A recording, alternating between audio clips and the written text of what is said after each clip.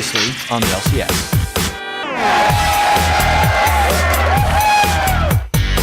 This is going to be a through the front door base race. Oh my God! He win the game by going in through the front door over 80 minutes.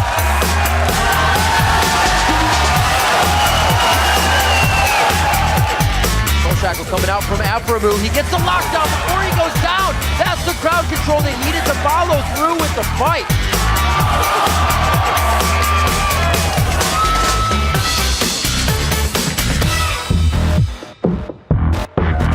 Bastion Zero perfectly played for their area of effect. Lemon Nation gets 100 health hook to keep himself alive as well.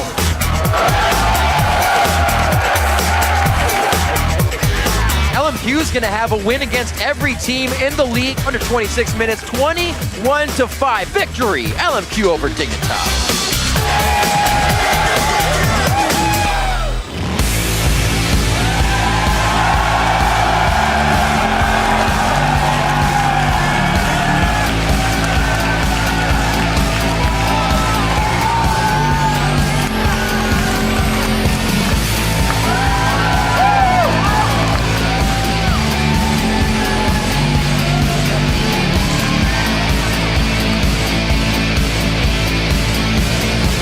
Welcome, one and all, to the North American LCS Summer Split.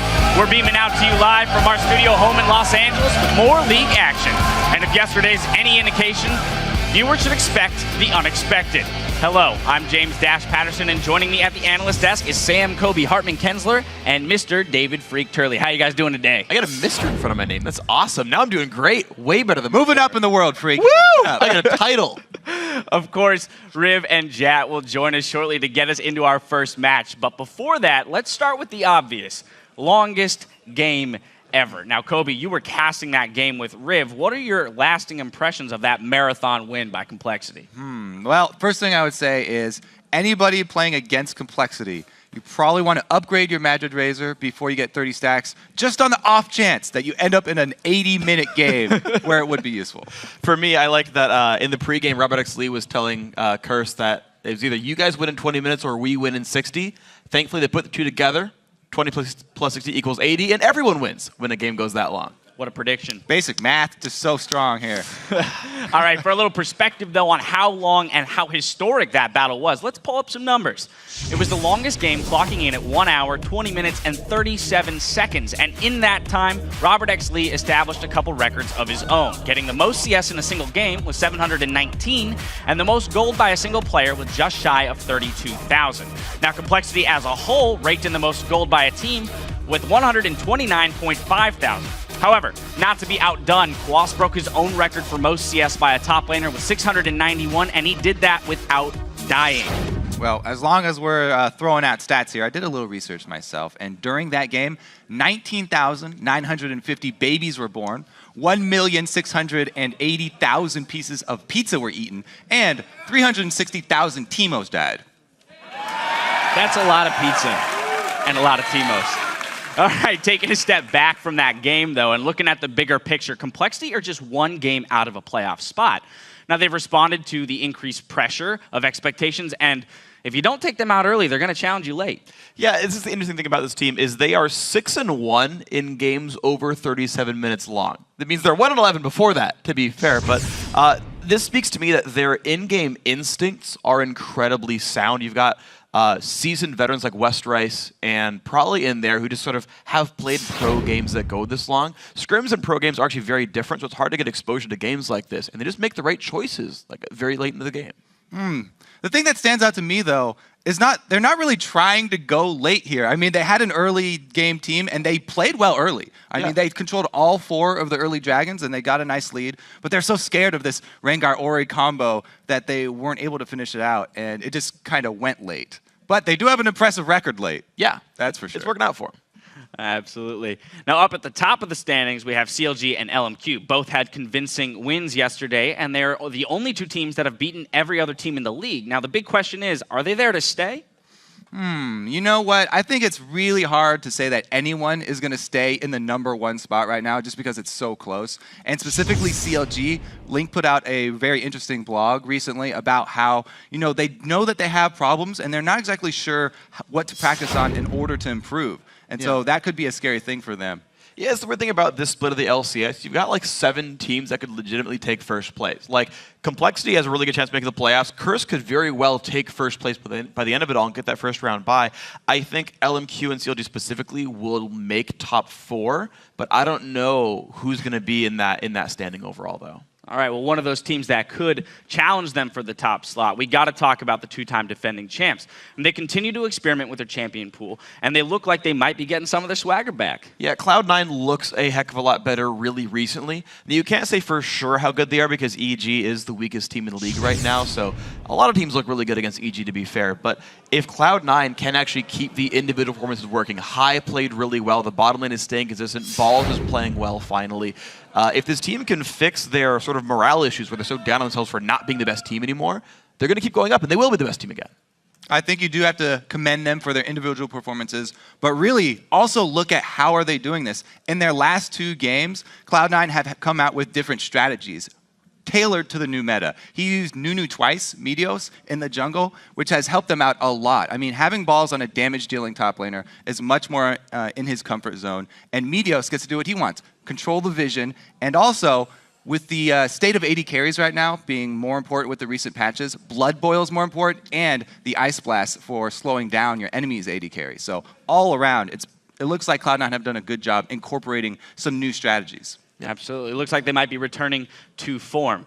And now it's time, though, to check in with #LCS Big Plays to see what you've been talking about. Yeah, first up, we have the longest game in the LCS history, the 81-minute end of the game between Curse and Complexity. At Mathis Lundell1 says, "Holy moly, Complexity front door. Expect a watch out. Here's your number 3. Robert's going to the other side. They're looking to end it. They could look to finish it. Turret. See Robert. They got a Nexus turret to end the game. This is going to be a through the front door base race. They are trying to get this down. Oh my God! Robert goes for the shots. He's got a black shield to stay alive. He still has no summoners, actually. A few more. They win the game by going in through the front door. What was really incredible about that was how close they actually came to losing that game. You saw the Nexus turn invulnerable from the inhibitor respawn that Westrice killed, and he was saying he didn't even know that he had to kill that to win the game. He's just like, I'm just going to hit an inhibitor because that's what I'm trained to do as a player. That was my, oh my God. Yeah. I remember it like it was yesterday. Might have been. Oh my gosh. Well, guys, from the same game, we have another one at the Uncanny Snail, the God ADC Cop. The kiting was so real. Here's your number 2. Westrice has been able to slice and dice at least 3 times in this fight. It has gone so long. A great job by Kaz. Oh, Cobb flashes in! Cobb's still staying alive. One last shot. A few more for Westrice. The Acathian surprise, if nothing, will take him down. And Cobb is going to stay alive in the fight. Cobb is firing this whole time. He flashes over the wall away from Kez. He relies on Quas to come in with the flash body slam for the kiting. And he just runs barely out of range. I gotta say, my favorite part of that is the confidence to have to flash back into that fight and finish it off. Now, finally, we've got your favorite. From LMQ versus Dig, Ackerman hides in a bush. You like this one so much that we're gonna read several of your tweets while we watch this compelling action from your number 1.